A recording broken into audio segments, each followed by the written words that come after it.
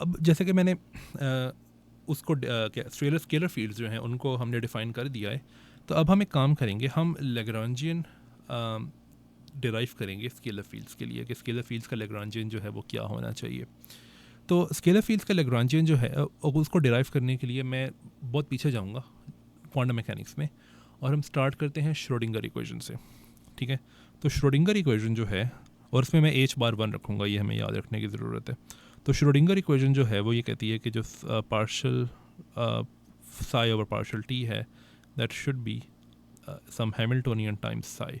तो ये तो वेव फंक्शन के लिए, लेकिन अब हम बात करेंगे फील्ड की, तो मैं इसको सिर्फ फाई लिख दूंगा। तो ये सिर्फ एक कन्वेंशन है जो हम यूज़ कर रहे हैं, इस नोटेशन यूज़ कर रहे हैं। अब ये जो हैमिल्टोनियन है यहाँ पे क्या आना चाहिए, तो हम एक ऐसा हैमिल्टोनियन चाहते हैं जो कि रिलेटिविटी के साथ कंपैटिबल हो। तो हमें ये याद रखने की ज़रूरत है कि हमें पता है कि आइंस्टाइन का एनर्जी रिलेशन जो था वो था E square equals P square सी स्क्वायर प्लस एम स्क्वायर सी फोर, जहाँ पे ये जो एम है ये रेस्ट मैस है। तो हमने सी को तो वन रखा होता है क्वांटम फील्ड थ्योरी में, तो हम ये सी जो है इसको वन कर देंगे। और हमें याद रखने की ज़रूरत है कि क्वांटम मैकेनिक्स में जो ई है उसका ऑपरेटर होता है i times partial over partial t. ठीक है, पी जो है उसका ऑपरेटर होता है minus i times partial over partial. तो अगर ये पी मोमेंटम है तो ये इस तरह से होगा। तो ये अगर हम यूज़ करें तो हमारे पास कुछ यूँ बनता है कि ये जो इक्वेशन है, अगर हम इसके क्या कहते हैं वो रखते हैं इसके ऊपर अंदर इसके ऑपरेटर्स, तो हमारे पास बनेगा minus partial square over partial T square equals minus this thing plus this thing. और आप दोनों साइड्स पे कुछ मल्टीप्लाई करवा सकते हो, बिकॉज क्या कहते हैं ये सिर्फ ऑपरेटर्स हैं। तो हम जो मल्टीप्लाई करवाएंगे दोनों साइड पे वो है फाई। और ये जो मैं कर रहा हूँ यहाँ पे अभी, ये वो तरीका है जिस तरह से श्रोडिंगर इक्वेशन डिराइव की जाती है। जो नॉन रिलेटिविस्टिक श्रोडिंगर इक्वेशन है उसको इस तरह से डिराइव करते हैं कि आप स्टार्ट करते हो काइनेटिक एनर्जी और पोटेंशियल एनर्जी जो नॉन रिलेटिविस्टिक होती हैं वहाँ से, और फिर उसमें ऑपरेटर्स पुट करते हो। मैं रिलेटिविस्टिक क्या कहते हैं जो वो है एक्सप्रेशन उसके अंदर पुट कर रहा हूँ। ठीक है, ओके। तो अब हम इसको अगर एक साइड पे ले आएँ तो ये कुछ यूँ बनता है, समथिंग लाइक दिस। और आप देख सकते हो कि ये जो है ये partial mu times partial mu times phi है। तो इसको मैं अगर रिप्लेस कर दूं तो ये बनता है, इसको मैं और सिंपली लिख सकता हूँ इस तरीके से कि partial mu plus m square times phi equal zero. इसको हम कभी कभी पार्शल स्क्वायर भी लिखते हैं, तो इसको पार्शल स्क्वायर लिख देते हैं, पार्शल स्क्वायर। तो ये जो इक्वेशन है इसको कहते हैं क्लाइन गॉर्डन इक्वेशन। और आप देख सकते हो कि ये जो इक्वेशन है ये रिलेटिविटी के साथ कंपैटिबल है। लेकिन अब क्वेश्चन ये पैदा होता है कि ये इक्वेशन हम कैसे डिराइव कर सकते हैं एक लेग्रांजियन से। वो कौन सा लेग्रांजियन है जो हमें ये इक्वेशन देगा। तो उसके लिए हम ये लेग्रांजियन लिखते हैं और देखते हैं कि क्या हमें ये इक्वेशन मिलती है या नहीं। So partial mu minus m square phi square over two. Okay, तो अब लेग्रांजियन से इक्वेशन कैसे डिराइव करते हैं, हमने देखा था पिछली वीडियो में कि आइलर लेग्रांज इक्वेशन जो है वो ये कहती थी कि partial L over partial phi equals phi mu partial L over partial mu phi. तो अब ये डेरिवेटिव देखो तो ये तो आता है माइनस एम स्क्वायर फाई, और अब ये डेरिवेटिव सिर्फ ब्रैकेट के अंदर वाला देखो तो आपको मिलेगा पार्शल म्यू फाई। और अब फिर आप ये भी अप्लाई करो अगर इसके ऊपर, तो ये इक्वल होने चाहिए, जिसका मतलब है कि partial square plus m square equals on acting on phi equal zero. तो इसका मतलब है कि ये लेग्रांजियन जो है ये हमारा काम कर रहा है, ये हमें क्लाइन गॉर्डन इक्वेशन जो है ये दे रहा है। तो इस लेग्रांजियन को कभी कभी कहा जाता है क्लाइन गॉर्डन लेग्रांजियन, या फिर स्केलर फील्ड लेग्रांजियन कभी कभी कहा जाता है। और यहाँ पे आप ये चीज़ याद रखो कि मैंने ये एज्यूम किया हुआ है कि जो फाई है वो एक रियल फील्ड है, रियल फील्ड। ठीक है, तो ये एक रियल फील्ड है। ओके, तो ये क्लाइन गॉर्डन लेग्रांजियन है। अब हम इस क्लाइन गॉर्डन लेग्रांजियन को यूज़ करके फाई की जो वो होनी चाहिए सोल्यूशन वो देखेंगे। अब सोल्यूशन के लिए हमें इक्वेशन डिराइव करनी पड़ेगी, लेकिन वो तो हमें पहले ही पता है कि ये क्लाइन गॉर्डन इक्वेशन यहाँ पे हमारे पास है। तो हम इस क्लाइन गॉर्डन इक्वेशन से स्टार्ट करते हैं। So phi square plus m square equal zero. अब हम एक्टिंग ऑन फाई, तो एक चीज़ हम नोट करते हैं और वो ये है कि अगर आप फाई को रखो e to the power i p mu x mu, इसको हम शॉर्ट हैंड नोटेशन में लिखेंगे आई टाइम्स पी एक्स, ठीक है। और पी एक्स लिखा हो इसका मतलब है कि 4 वेक्टर्स ही मल्टीप्लाई हो रहे हैं एक दूसरे से। ओके, तो अगर आप फाई को रखो e to the power i p x तो फिर क्या होता है, तो partial mu acting on this thing will give you minus i times p mu e to the power i p x. और अगर आप एक और पार्शियल म्यू इसके ऊपर एक्ट करवा दो तो एक और दफ़ा आपको ये मिलेगा, लेकिन अब एक अपर इंडेक्स के साथ मिलेगा, तो एक और माइनस आई आएगा तो वो -1 दे देगा आपको, और इस तरह आएगा। तो इसको हम कभी कभी पी स्क्वायर भी लिखते हैं, तो it should be P square. तो ये 4 वेक्टर का स्क्वायर है। तो इसका मतलब है कि पार्शियल स्क्वायर जो है वो अगर एक्ट करेगा इस e to the power i p x पे तो वो देता है माइनस पी स्क्वायर, ठीक है। इसका मतलब है कि partial square plus m square acting on e to the power i p x gives you minus p x plus m x acting on e to the power i p x.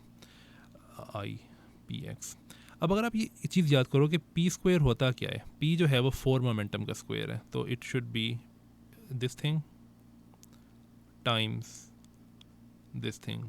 और याद रखो कि matric का signature जो हम use कर रहे हैं वो है प्लस माइनस माइनस माइनस, तो this becomes e p squared minus this thing.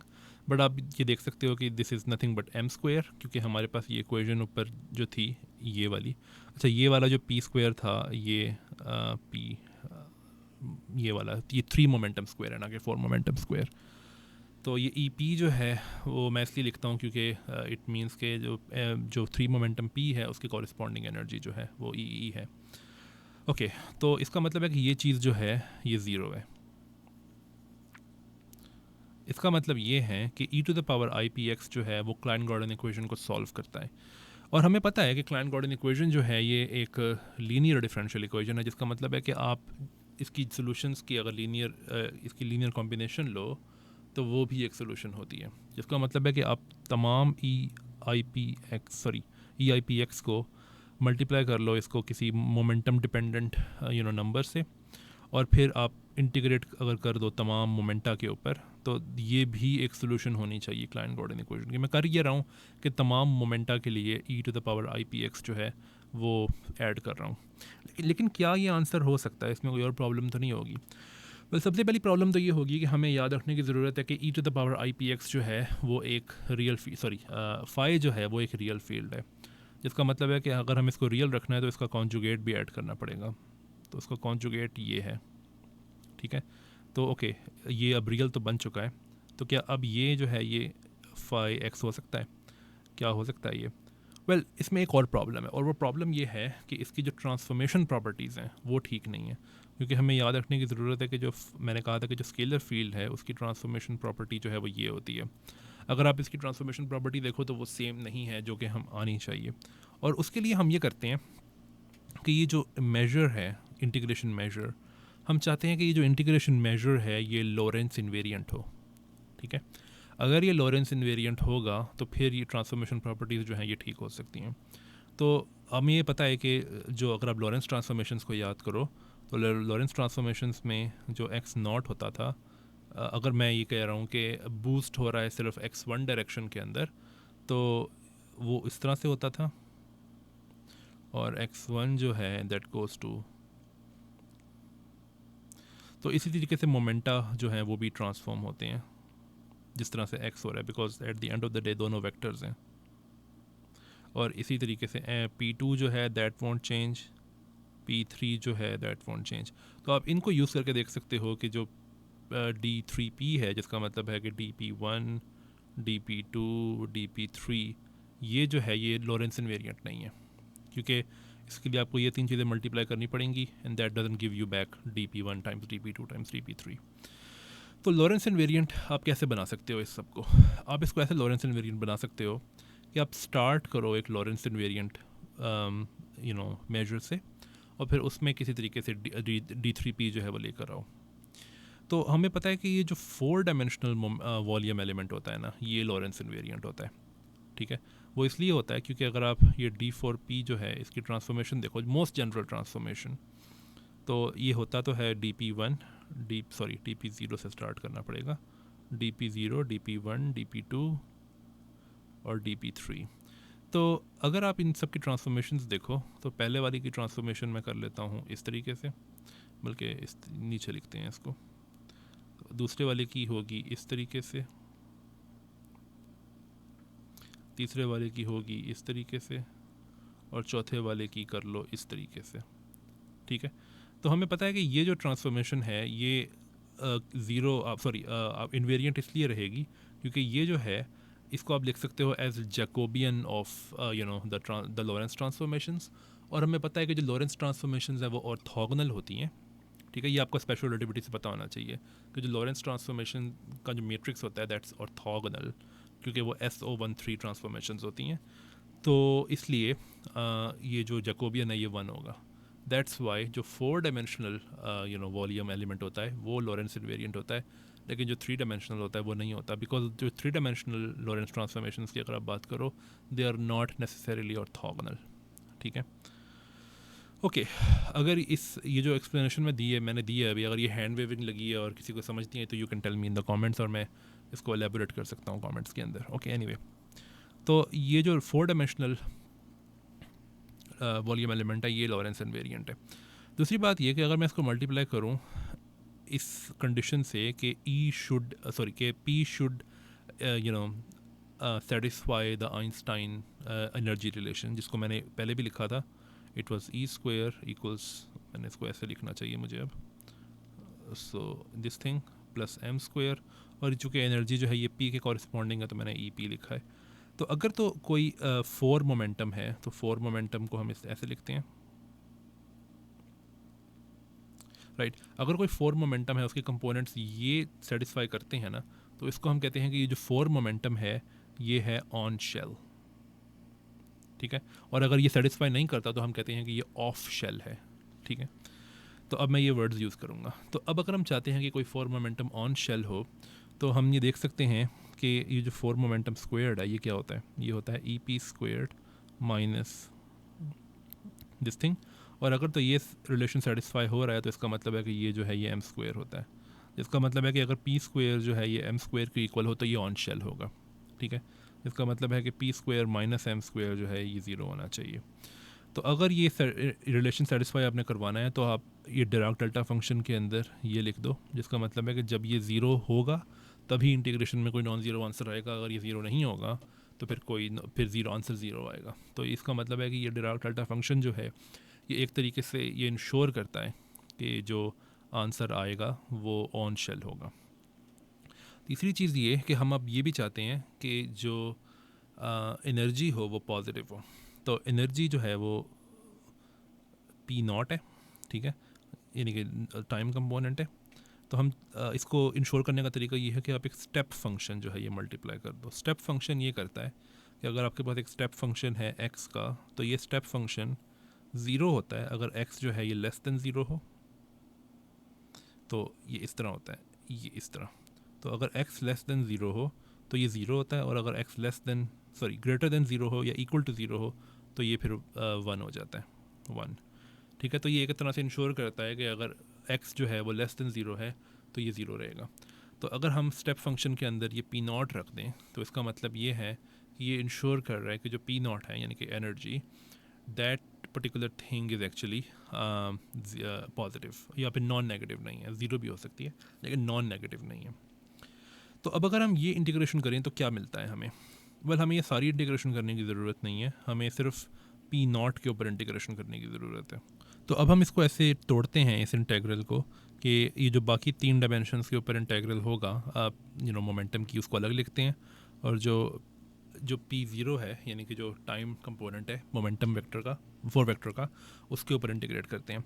तो इस डेल्टा फंक्शन के अंदर जो इसका आर्ग्यूमेंट है उसको लिखने के लिए हम ये देखेंगे कि जो P² है वो क्या होता है। P² होता है P0² माइनस जो तीनों कंपोनेंट्स हैं दैट स्क्वायर्ड, और फिर अगर आप उसमें माइनस M² भी कर दो तो P² माइनस M², तो आप देख सकते हो कि ये बनता है P0² minus energy of P²। तो मैंने इसको ऐसे इसलिए लिखा है ताकि P0 जो है ये एक्सप्लिसिट लगे हमें बिल्कुल। ओके और ये तो ऐसे ही आ जाएगा बिल्कुल। Okay good. अब हम ये करेंगे कि डेल्टा फंक्शन के ऊपर जो इंटीग्रेशन हमने करनी है इसके लिए हम एक आइडेंटिटी यूज़ करेंगे, और वो आइडेंटिटी ये है कि अगर हमारे पास कोई इंटीग्रेशन हो रही है डेल्टा फंक्शन के ऊपर, और डेल्टा फंक्शन का जो आर्ग्यूमेंट है वो कोई फंक्शन है एक्स का, तो इट टर्न्स आउट कि ये इक्वल होता है 1/f प्राइम, प्राइम का मतलब है कि the derivative of f with respect to x, उसका मॉड, और ये जो इसका आर्ग्यूमेंट है ये x नॉट है, and you sum over x naught. अब x नॉट क्या है? x नॉट दरअसल वो वैल्यूज़ हैं x की such that f of x not is zero. ठीक है, यानी कि ये ज़ीरोज़ हैं उस फंक्शन के। ओके तो अब अगर हमारे केस में देखा जाए तो डेल्टा फंक्शन है पी नॉट स्क्वेयर्ड का माइनस ई पी स्क्वेयर्ड। तो ये जो फंक्शन है ये फंक्शन है अब पी नॉट का, और फंक्शन क्या है? P not squared minus E p squared. और आप देख सकते हो कि यहाँ पे जो ज़ीरोज़ हैं वो हैं P not equals either E P या फिर माइनस ई पी। ठीक है, तो ये दो आएंगे। इसका मतलब ये है कि अगर आप इंटीग्रेट कर रहे हो पी नॉट के ऊपर, और जो फंक्शन है वो है P not squared minus E p squared, तो दैट विल बी 1/mod। अब ये जो फंक्शन है इसका डेरिवेटिव क्या है? इसका डेरिवेटिव है 2 टाइम्स पी नॉट। ठीक है, अब डिफ्रेंशिएट कर रहे हो उसको with respect to p naught, तो 2 times p naught, but p naught की वैल्यू क्या है ज़ीरो में? एक तो है ई पी, फिर प्लस 1/- ई पी। ठीक है, लेकिन क्वेश्चन यहाँ पे ये पैदा होता है कि क्या मैं ये दूसरी वाली वैल्यू ऐड करूँगा? वेल नहीं करूँगा, बिकॉज यहाँ पे ये जो स्टेप फंक्शन है ये मुझे कह रहा है कि पी नॉट जो है ये सिर्फ पॉजिटिव होना चाहिए, जिसका मतलब है कि ये जो वैल्यू है ये जो नेगेटिव पी नॉट की वजह से आ रही है ये नहीं आएगी। तो इसका मतलब है कि ये ख़त्म हो जाएगा, और इसका मतलब है कि हमारा जो आंसर है अगर मैं ये भी ऐड कर दूँ यहाँ पे, तो ये सिंपली क्या होगा 1/2 ई पी। ठीक है, तो ये मैंने इंटीग्रेशन कर ली और मुझे आंसर जो मिला वो है 3p/2e।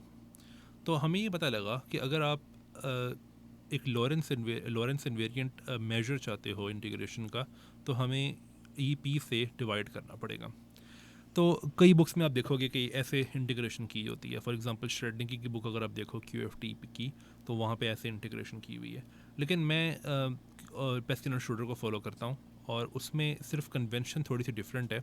तो उसमें किया ये हुआ है कि आप इस तरह तो करो स्टार्ट कि ठीक है मैंने ई पी से डिवाइड कर दिया और ये लॉरेंस इन्वेरिएंट बन चुका है इंटीग्रल, लेकिन अब मैं ये करता हूँ कि मैं इसको तोड़ के दो पार्ट्स में कर देता हूँ। तो square root of 1/2 e p और square root of 1/2 e p, और फिर मैं ये करता हूँ कि मैं मल्टीप्लाई भी करता हूँ 2 पाई क्यूब से, और डिवाइड भी करता हूँ। तो मैं अब इसको ऐसे लिखूँगा, integration of this 2 pi cubed right divided by square root of 1/2 times e p. और ये जो फैक्टर है ना, ये वाला फैक्टर जो एडिशनल आ रहा है, इसको मैं एब्जॉर्ब कर देता हूँ इन एज की डेफिनेशन के अंदर। ठीक है, तो अब मैंने सब कुछ क्यों किया है? वेल इससे कुछ रिजल्ट्स जो हैं ये काफ़ी स्मूथ हो जाते हैं, काफ़ी गुड लुकिंग हो जाते हैं। तो मैंने एज को रीडिफाइन कर दिया, उसके अंदर ये जो एडिशनल फैक्टर था ये डाल दिया एज के अंदर। तो अब मेरा जो मेजर है इंटीग्रेशन का, मैं इसको दोबारा नीटली लिखता हूँ कि अब हमारी जो सोल्यूशन है वो क्या बनी है। तो सोल्यूशन जो है फाई की वो ये है,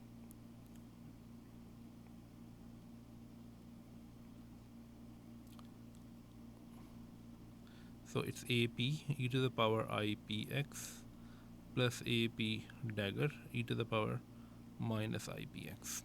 तो ये सोल्यूशन है फाई की, और आप चेक कर सकते हो अगेन कि ये जो सोल्यूशन है, ये जो फाई की वैल्यू का जो एक्सप्रेशन है ये सेटिस्फाई करता है क्लाइन गॉर्डन इक्वेशन को। ओके अच्छा, अब दूसरी बात ये कि हमने ये देखा था कि लैग्रांजियन डेंसिटी क्या होती है। अब हम ये भी कर सकते हैं कि उसके जो एनालॉग और चीज़ें हैं वो भी डिफ़ाइन करें। सो फॉर एग्जांपल हमें पता था कि लैग्रांजियन जो है that's a space integral of Lagrangian density, but हमें ये भी पता है कि हैमिल्टोनियन जो है वो भी होता है क्लासिकल मैकेनिक्स में। तो हम इसी तरीके से एक हैमिल्टोनियन डेंसिटी भी डिफ़ाइन कर सकते हैं। ठीक है, इसी तरीके से हमें ये भी पता है कि जो फाई है वो चूँकि एक फील्ड है, तो उसके लिए एक कॉन्जुगेट मोमेंटम फील्ड भी हम डिफाइन कर सकते हैं। तो क्लासिकल मैकेनिक्स में हम क्या करते थे, हम कहते थे कि जो पी आई है that's partial L over partial Q I dot. इसी तरीके से हम कहते हैं कि ओके हम डिफाइन करते हैं अब एक नई फील्ड जिसको हम पाए कहेंगे। तो pi of x is nothing but partial Lagrangian density over a partial phi dot. ठीक है, तो ये बिल्कुल एनागुलसली डिफाइन किया हुआ है। ओके, तो हमने ये नई दो चीज़ें डिफाइन की हैं, सॉरी, एक हैमिल्टोनियन डेंसिटी और एक कॉन्जुगेट मोमेंटम फील्ड जिसको हम पाई एक्स कहेंगे अब से। Okay good. तो सबसे पहले तो हम कैलकुलेट करते हैं कि पाई ऑफ एक्स क्या होना चाहिए।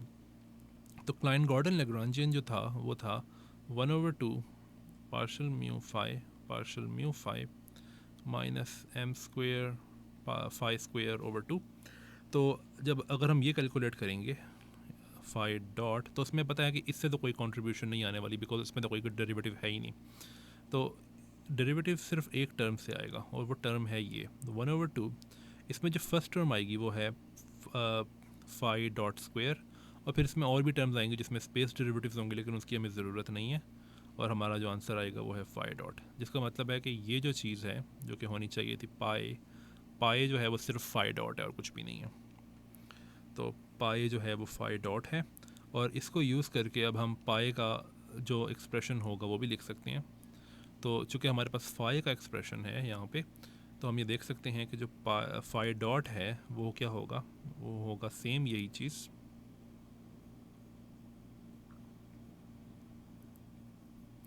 Times A P. अब यहाँ पे ये जो e to the power i p x है, इसको अगर आप खोल के लिखो तो ये क्या बनता है, e to the power i p t minus I p dot x.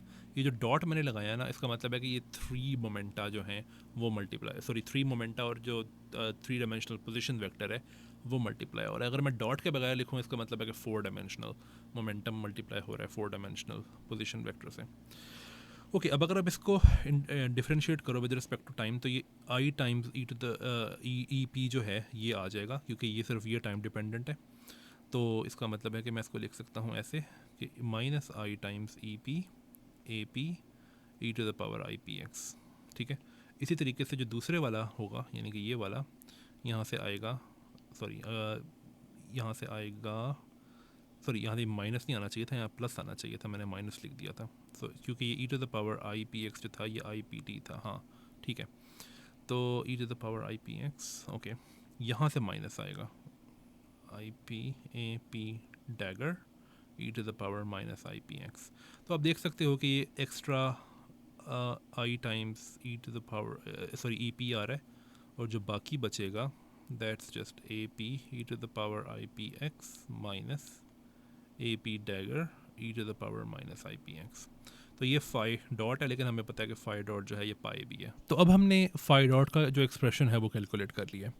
अब इस फाई डॉट के एक्सप्रेशन के बाद हमें याद रखने की ज़रूरत है कि जो फाई डॉट है that's nothing but pi, right, it's the same thing.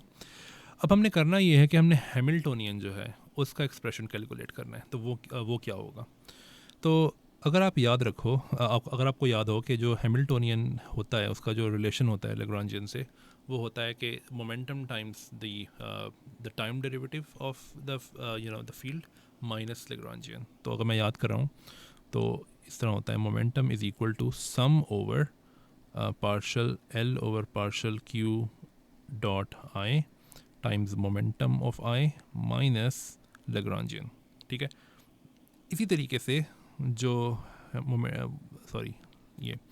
तो इसी तरीके से जो हैमिल्टोनियन डेंसिटी होगी उसमें भी यही होगा कि अगर आपके पास एक से ज़्यादा फील्ड्स हैं तो उन सब फील्ड्स को सम करो और फिर डॉट और फिर पाई आई माइनस एल, लैग्रांजियन डेंसिटी। लेकिन हमारे केस में सिर्फ एक ही फील्ड है तो हम सम नहीं करेंगे और ये आई भी हटा देंगे। और हमें ये पता है कि जो पाई है that's nothing but phi dot. तो यहाँ पे मैंने ये गलत लिखा था कि ये क्यू आई डॉट है ना कि मोमेंटम, और इसी तरीके से यहाँ पे फाई डॉट आना चाहिए था। तो हमें पता है कि ये पाए है और पाए जो है वो कुछ भी नहीं है, फाई डॉट है। तो फाई डॉट स्क्वेयर हो जाएगा, phi dot square minus the Lagrangian density. तो लैग्रांजियन डेंसिटी जो है उसको अब आप देख सकते हो कि वो क्या है, माइनस दिस थिंग स्क्वेयर्ड और plus sorry minus m squared phi squared over 2।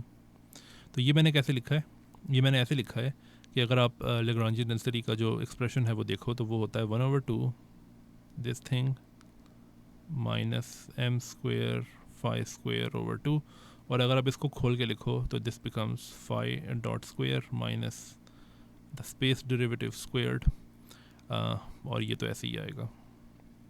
ठीक है, तो ये मैंने यूज़ किया एक्सप्रेशन लेग्रांजियन डेंसिटी के लिए। अब अगर आप ये एक्सप्रेशन जो है इसको सिंप्लीफाई करो तो ये बनता है phi dot square plus the space derivative squared plus m squared phi squared over 2। अच्छा, अब हम ये एक्सप्रेशन जो है वो कैलकुलेट करेंगे using the expression of phi और उसके डेरिवेटिव्स। ठीक है, अब ये जो कैलकुलेशन है ये थोड़ी लंबी हो सकती है, लेकिन अगर आप एक बार यूज टू हो जाओ ना इस चीज़ के, तो फिर आप ये कैलकुलेशन जो है वो आराम से कर पाओगे। अच्छा, उससे पहले कि मैं स्टार्ट करूं, मैं आपको ये याद करा दूं कि ये जो है ये मोमेंटम सॉरी ये जो हैमिल्टोनियन है, ये हैमिल्टोनियन डेंसिटी के लिए मैंने एक्सप्रेशन लिखा है। अगर मैं हैमिल्टोनियन के लिए एक्सप्रेशन लिखूंगा तो उसके लिए आपको इंटीग्रेट भी करना पड़ेगा स्पेस के ऊपर और इस तरह से। ठीक है, तो हम एक्चुअली हैमिल्टोनियन कैलकुलेट करेंगे। तो सबसे पहले हम देखते हैं कि फाई डॉट क्या है। हमने उसका एक्सप्रेशन अभी ऊपर लिखा था, वो कुछ इस तरीके से था कि it's i times e p 2 times this a p e to the power i p x minus a P dagger E to the power minus I p x. ठीक है, इसी तरीके से जो ये होगा डेल फाई, ये भी इसी तरीके से जिस तरह हमने फाई डॉट कैलकुलेट किया था e to the power i p x को डिफ्रेंशिएट करके, उसी तरीके से होगा। तो अब आप देखोगे ये जो e to the power i p x है ये अगेन क्या होता है, i times e p t minus p dot x. और अगर आप इसके ऊपर ये नेबुला अप्लाई करोगे, सॉरी यहाँ पे आई भी आएगा, तो यहाँ पे अगर आप नेबुला अप्लाई करोगे तो हमारे पास बनेगा माइनस आई टाइम्स पी, और ये इसके साथ एक ये वेक्टर भी आएगा बिकॉज नेबुला खुद एक वेक्टर है इस तरह से। ओके, सो इसलिए माइनस आई टाइम्स पी आना चाहिए माइनस ई की जगह, so sorry I times e P की जगह, तो minus i times e p, और यहाँ पे सेम वही चीज़ आएगी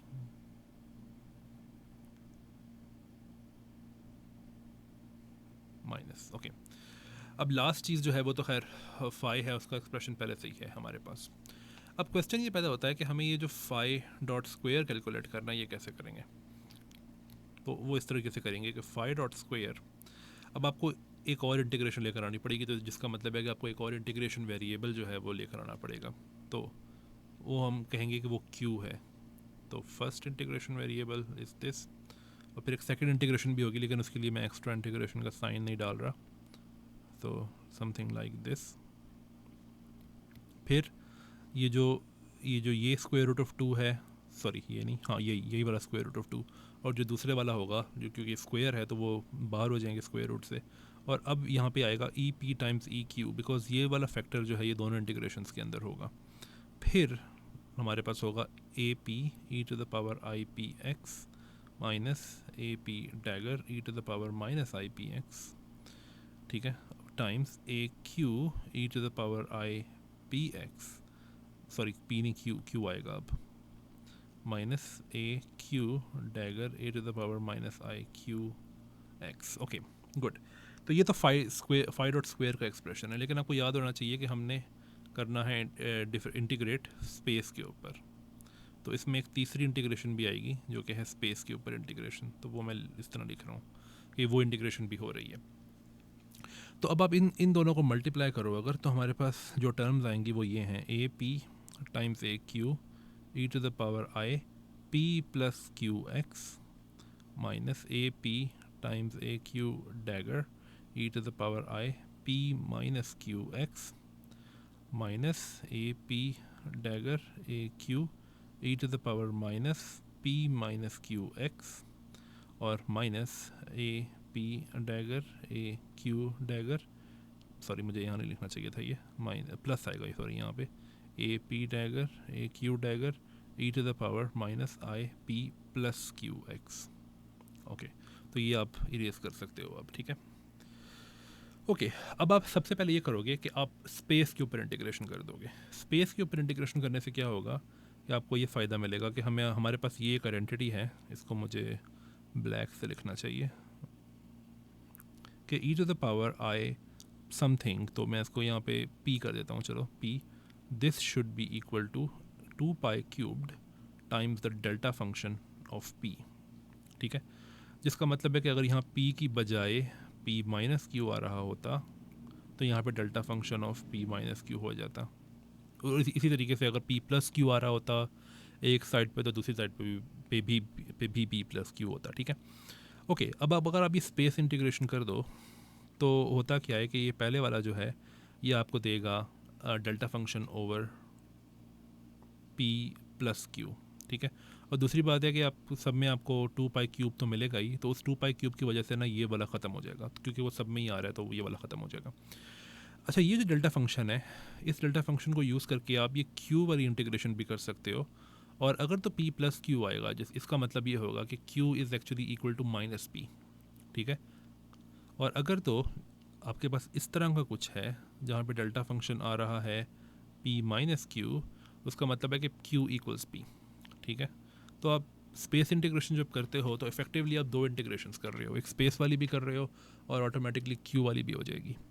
तो ये सारे के सारे जो हैं ये ख़त्म हो जाएंगे और ये माइनस p आ जाएगा। ये वाला जो है इसमें q इक्वल्स p है, p, इस वाले में भी q इक्वल्स p है तो p, और इस वाले में आप देख सकते हो कि q इक्वल्स माइनस p है तो माइनस p, ठीक है। तो q वाली इंटीग्रेशन भी हो गई, x वाली भी हो गई। अब हमें ये पता है कि चाहे q जो है ये इक्वल टू p हो या माइनस p हो, उनकी एनर्जी सेम होंगी, ठीक है। तो इसका मतलब है कि E P is always equal to E Q, तो हमारे पास कुछ इस तरह से आ जाएगा, ठीक है। तो हमने ये एक जो कैलकुलेट किया है अभी ये है e phi dot square. I think मैंने इसमें एक चीज़ मिस की है कि ये जो फाई डॉट स्क्वायर था इसमें ये चीज़ भी आती है, तो मुझे ये भी लिखनी चाहिए थी माइनस ई पी, तो इसमें ये बनता minus E P times minus E Q, but again E p और ई क्यू जो है ये सेम है, तो जिसका मतलब है कि माइनस ई पी स्क्वायर्ड, जिसका मतलब ये है कि हमें ये मिलेगा ये ख़त्म हो जाएगा और हमारे पास माइनस ई पी आएगा, माइनस ई पी ओवर 2, ठीक है। तो ये फर्स्ट टर्म हमने कैलकुलेट कर लिए। अच्छा, अब इसी तरीके से आप ये भी कैलकुलेट कर सकते हो कि फाई सॉरी कि ये जो फाई है, एक मिनट रुको, या कि ये जो डेल्टा फाई है इसका स्क्वायर क्या होगा, इसका स्क्वायर जो होगा ये भी एग्जैक्टली ऐसे तरीके से कैलकुलेट होगा। और इसी तरीके से फाई स्क्वायर जो है, फाई स्क्वायर, इसके लिए आपको ये यूज़ करना पड़ेगा एक्सप्रेशन ये वाला। तो ये कैसे कैलकुलेट होगा, सेम उसी तरीके से कैलकुलेट होगा जिस तरह हमने फाई डॉट कैलकुलेट किया है। तो ये दो एक्सप्रेशंस जो मैंने अभी बताई हैं कि कैसे कैलकुलेट करनी है, यानी कि डेल्टा फाई और डेल्टा फाई स्क्वायर और फाई स्क्वायर और उसका स्पेस डेरिवेटिव इंटीग्रल, ये आप कैलकुलेट करो, ये एक्सरसाइज है आपके लिए। और इट टर्न्स आउट कि at the end of the day हमें जो आंसर मिलेगा हैमिल्टोनियन के लिए वो एक इंटीग्रल होगा पी के ऊपर, बिकॉज पी के ऊपर ही इंटीग्रल रह गया था, यहाँ पे और कुछ नहीं रहा था।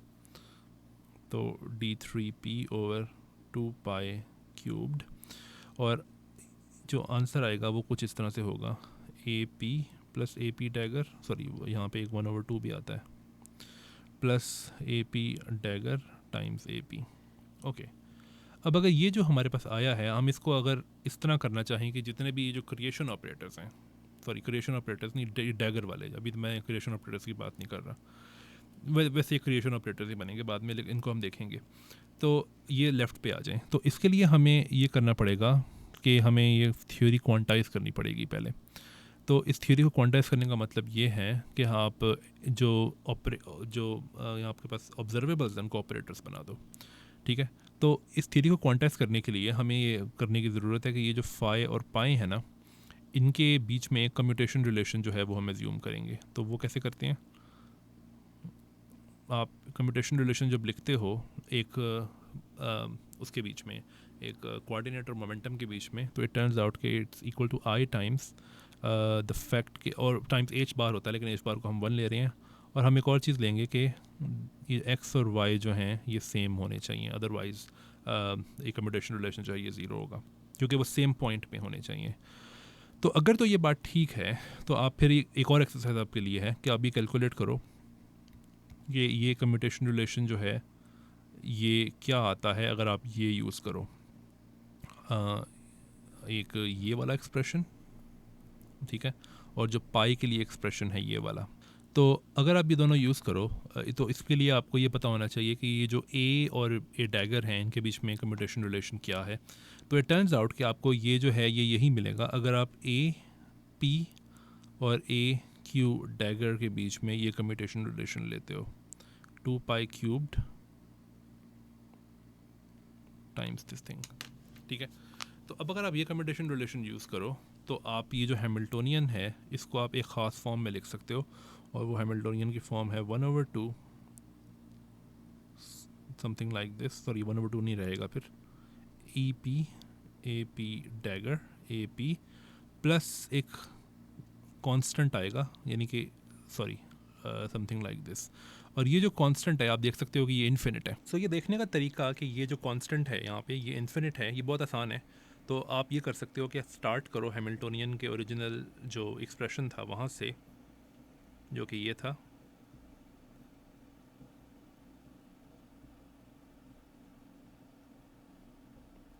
राइट। और अब इस टर्म को आप यूज़ सिंप्लीफाई कर सकते हो यूजिंग दिस कम्यूटेशन रिलेशन। तो इस कम्यूटेशन रिलेशन को अगर आप यूज़ करो तो ये टर्म बनती है A P dagger A P plus, अब आप यहाँ पे देखो यहाँ पे P है और यहाँ पे Q है और यहाँ पे P माइनस Q है, लेकिन यहाँ पे दोनों जगह P है। आप अगर आप यहाँ देखो इस टर्म में तो इसमें दोनों P's हैं, तो ये P माइनस P हो जाएगा, जिसका मतलब है कि Dirac delta function of zero, और इसका मतलब है कि ये इन्फिनिट होगा, राइट। तो इस वजह से यहाँ पे एक इन्फिनिट टर्म आती है आई एन एफ का मतलब है इन्फिनिट टर्म, इसको बल्कि मैं पेन से लिखता हूँ, सो इन्फिनिट, ठीक है। तो इसका मतलब ये है कि ये हैमिल्टोनियन बनता है 1/2 times this thing plus this thing plus INF।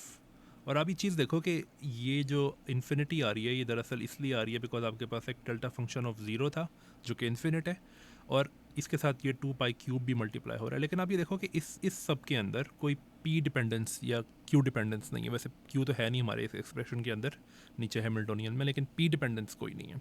इसका मतलब है कि अगर हम इसको इंटीग्रेट करें P के ऊपर तो ये just as a constant behave करेगा। तो इसका मतलब है कि हम इसको ऐसे लिख सकते हैं कि सो ये 2 दफ़ा आ रहा है, तो इसका मतलब है कि हमारे पास 2 का फैक्टर आएगा यहाँ पे, और वो 2 का फैक्टर इस 1/2 को कैंसिल कर देगा, तो हमारे पास बनेगा इस तरीके से,